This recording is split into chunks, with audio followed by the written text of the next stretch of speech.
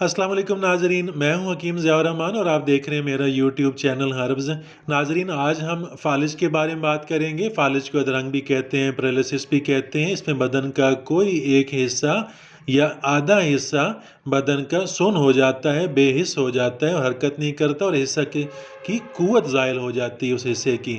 اس میں ناظرین اکثر سرد ہوا لگنے، ٹھنڈا پانی بکثرت پینے اور بلغم کی زیادتی سے یہ مرض پیدا ہوتا ہے، اور بلغمی یا دموی رطوبتیں اعصاب کے مسامات کو بند کر دیتی ہیں، جس کی وجہ سے حس و حرکت کی قوتوں کا نفوذ رک جاتا ہے۔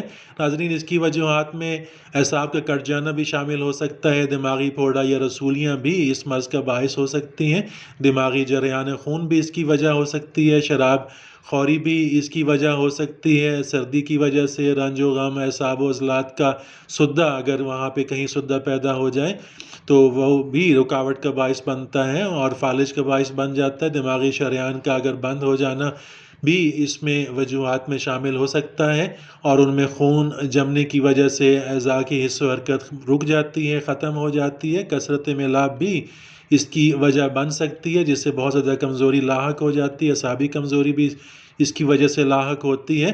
منشیات کا استعمال بھی ناظرین فالج کا باعث بن سکتا ہے، اعصابی کمزوری اور بخار وغیرہ، راشا، آتشک، ہسٹیریا، مرگی، اور وضع حمل کے دوران بھی کوئی پیچیدگی اگر پیدا ہو جائے تو اس کی وجہ سے بھی یہ مرض لاحق ہو سکتا ہے۔ بچوں میں ناظرین پیٹ کے کیڑے اور دانت نکلنے کے دوران بھی جو تکلیفیں ان کو ہوتی ہیں، اس کی وجہ سے دماغ پہ جو اثرات پڑتے ہیں، اس کی وجہ سے بھی فالج کا خطرہ رہتا ہے، یہ عارضہ ہو سکتا ہے۔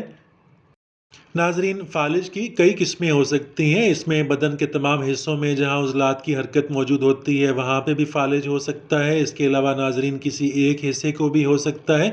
فالج کی قسموں میں ایک دیوانہ فالج بھی ہوتا ہے، یہ سارے جسم پر گرتا ہے اور اکثر دیوانہ اشخاص کو ہوا کرتا ہے۔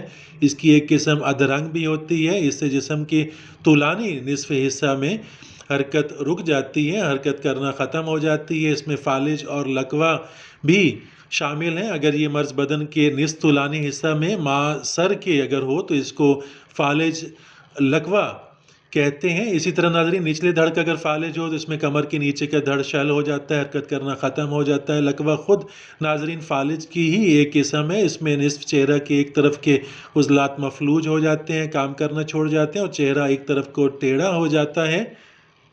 ناظرین، فالج کا حملہ عموماً صبح کو ہوتا ہے۔ مفلوج حصہ پہلے کچھ گرم لیکن پھر سرد ہو جاتا ہے اور اس طرف کے ہاتھ پاؤں کی حس و حرکت باقی نہیں رہتی۔ بغیر سہارے کے مریض کا اٹھنا دو بھر ہو جاتا ہے، مریض کو ہوش و حواس میں فرق پڑ جاتا ہے، بیمار ٹھیک طور پر بول بھی نہیں سکتا۔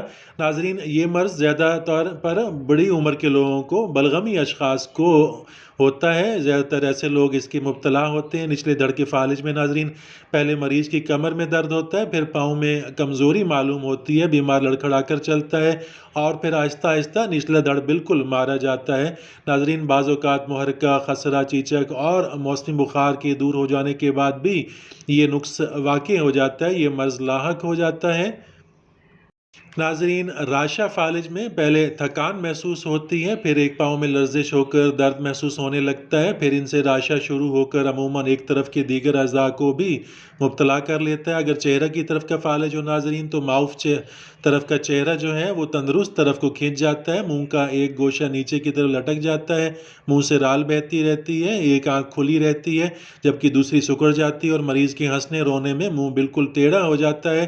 مریض کو تھوکنے، سیٹی بجانے، پھونک مارنے میں سخت تکلیف ہوتی ہے۔ اسی طرح ناظرین ایک فالج کاتبوں کو ہوتا ہے۔ کاتبوں کے فالج میں ابتدا میں دائیں ہاتھ کی انگلیوں اور ہاتھ میں درد ہوتا ہے، ہاتھ فوراً تھک جاتا ہے، قلم پکڑنے کی طاقت ناقص ہو جاتی ہے، یہ بالکل ہی زائل ہو جاتی ہے اور لکھنا محال ہو جاتا ہے۔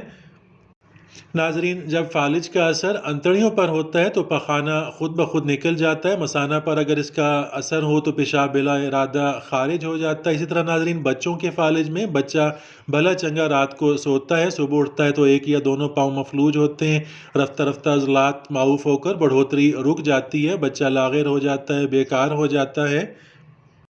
ناظرین، یونانی طریقہ علاج میں ابتدا میں 4 سے 7 روز تک آب و غذا کی بجائے صرف مال اصل پلایا جاتا ہے۔ مال اصل تیار کرنے کے لیے شہد خالص 2 تولہ عرق گاو زبان 12 تولہ میں جوش دے کر پلایا جاتا ہے۔ 5ویں یا 8ویں دن جنگلی کبوتر کا شوربہ یہ استعمال کرایا جاتا ہے، اور 5ویں یا 8ویں روز مسحل بھی دیا جاتا ہے۔ قبض کا خاص طور پہ خیال رکھا جاتا ہے کہ مریض کو قبر نہ ہونے پائے۔